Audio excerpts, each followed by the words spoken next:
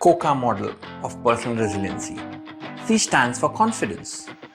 Confidence is the foundation block of personal resiliency pyramid.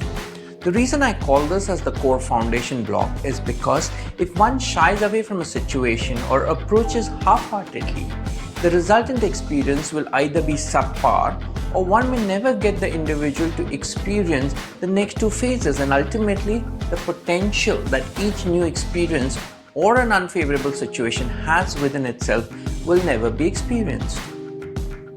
Confidence is the state of being clear-headed, feeling sure of oneself and one's abilities, and a belief that a chosen course of action is the best and the most effective. This belief can have a powerful impact on our actions and the results we achieve in life. When we have confidence, we are more likely to go after what we want, take on new challenges, and ultimately succeed in our endeavors. But when we lack confidence, we may hold back, doubt ourselves, and miss out on opportunities. Self-confidence is not something that you're born with. It is something you can learn and develop over time. Just like a world-class athlete or a musician instinctively transcends fear, uncertainty, adversity, and performs at their peak in any circumstances, you too are wired to channel your peak disposition into every moment, every personal mission, and every interaction. The way you talk, the way you carry yourself, solve problems, tackle your goals, speak to people, crowds, or individuals, and the way you ask for anything, whether it's a raise at work or a date with your infatuation, everything changes when you reclaim your total confidence and approach with a belief in yourself. Study after study have revealed that there is as little as 1% difference between the top athlete and the next best. Both are usually at par when it comes to skill, technique, experience, etc. But what really makes up the marginal difference is the self-belief and confidence. Having understood the importance of self-confidence, now let's get into how can one become self-confident. Number one, conducive environment. Confidence is a superpower that we are born with. Confidence is the conviction that we will be able to face all challenges and life presents with, the ones that we like and the ones we don't. If you look at small babies, they're always ready to learn and approach everything with a sense of curiosity. You give them a toy, they're likely to break it open, dismantle it. Why? Because they're curious. When a baby is trying to crawl and then make an effort to stand up straight and walk, the baby falls. But what happens? The parents actually encourage. Oh, come on, you can do it. Awesome. One more time. And what happens? The baby gets the confidence back and makes another attempt and eventually walks. But as the baby starts to go to school, our external environment starts to change. The environment starts to become judgmental. The teachers give a red tick, the parents starts to form an opinion, the neighbors have a comment, the friends mock, and what happens? The environment is no longer conducive, and therefore our self-confidence starts to get impacted. Now, if you have to undo this, what do? You create a conducive environment around you. Try to have positive triggers. Try to have positive people around you. Have somebody who encourages you.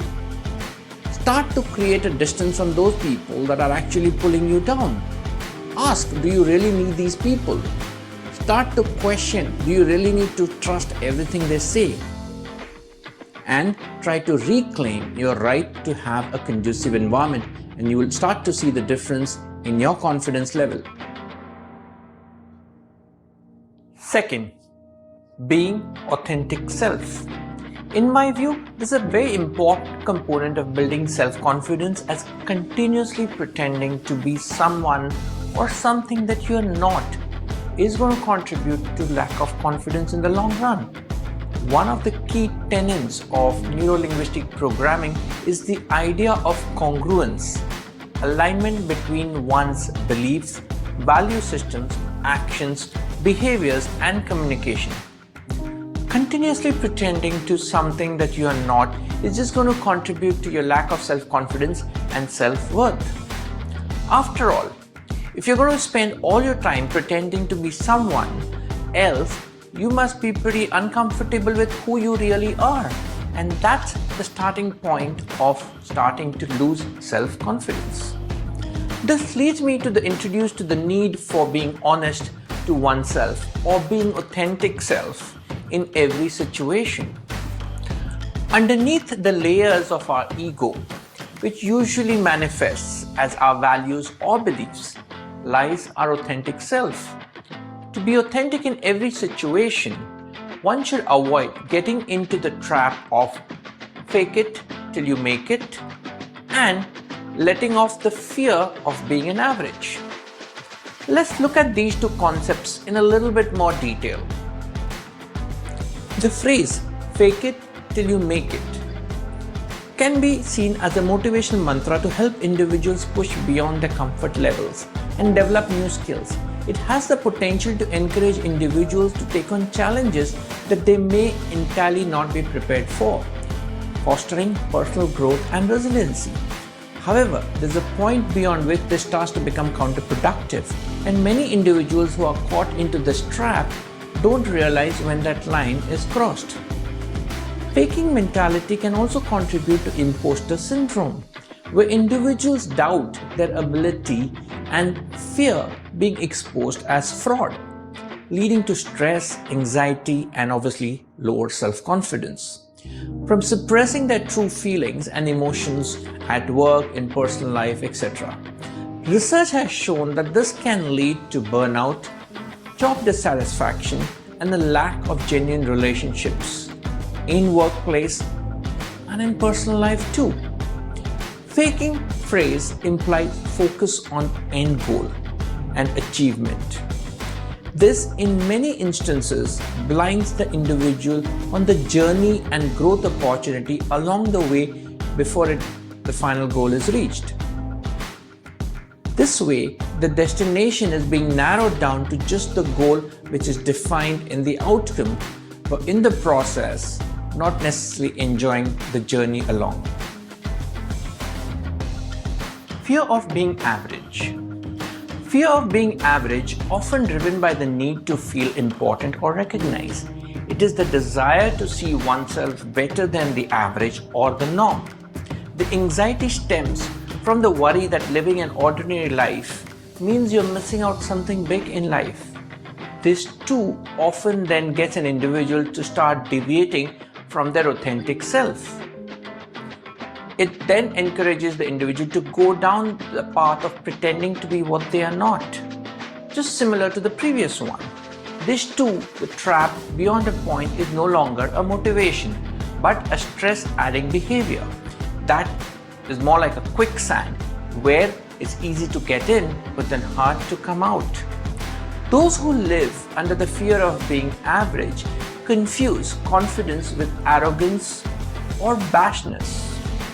They confuse outer show with inner strength. In fact, people who come across as arrogant suffer from a distinct lack of self-confidence at the very core of their being. These individuals get caught in two directives of ego: to look good and to be always be. The third aspect is controlling inner critic. Let's ask ourselves, whenever we are about to start something new, do we tell ourselves, I bet this is going to be fun? Or do we say, I can't do this? Or even something like, might as well not even try. The inner critic is something we all have. It has been an ingrained, habituated thinking for so long that it tends to become the background noise, background music, score. Sometimes we don't even question or see it as a problem. More often than not, the inner critic, as the name goes, is given a negative comment, and therefore, rather than using it as a motivation, we end up using it to limit ourselves or taking us out of doing something even before we start. In small doses, self-criticism can be useful. It tells us where we've gone wrong and what we need to do to make it right the next time. But when this voice becomes meaner and more vocal, it can have the opposite effect. Well, your mind is one place where you have complete control over, and the voice living in your head isn't exactly supporting you, then it's time to replace it with the one that does. Because believe it or not, everything you're getting in your life, the experiences, the success, the achievement, has got everything to do with the voices that are being heard from within. Unfortunately, there is no switch to completely turn off the negative thoughts. But the first step in taking back the control from the inner critic is to simply recognize and acknowledge the presence of inner critic. Two things that usually help me silence my inner critic are: 1. Reframing my thoughts. What we think influences how we feel.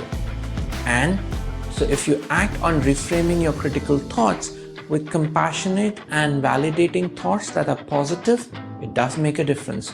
Positive affirmations play a critical role in actually reducing your inner critic.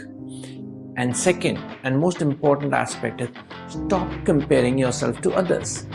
Comparison can be a thief of joy.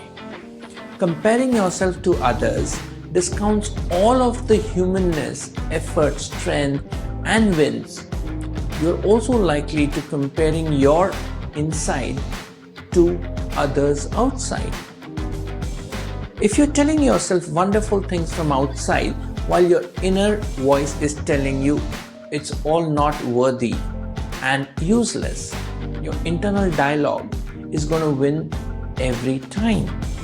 And hence it is important to control the inner critic and reframe it to generate positive and motivating internal thoughts. Now let's put all these 3 steps into perspective and look at the complete model for building self-confidence. Step 1. Create a conducive external environment. Eliminate those external voices and triggers that are dragging you down. Stage 2. Ensure that your actions and behaviors reflect your authentic self so that you're not in conflict with your value system and you're not living a false image. Stage 3. Master your inner voice. Reduce the internal critic and activate the motivation from within. Look out for worksheets and exercises alongside the module that will further help you with building these 3 stages of confidence. So what's holding you back? Go ahead, reclaim your self-confidence that you always had. Be that baby that was willing to explore every new object, walk every available path, and be curious and open to learning at every stage of life.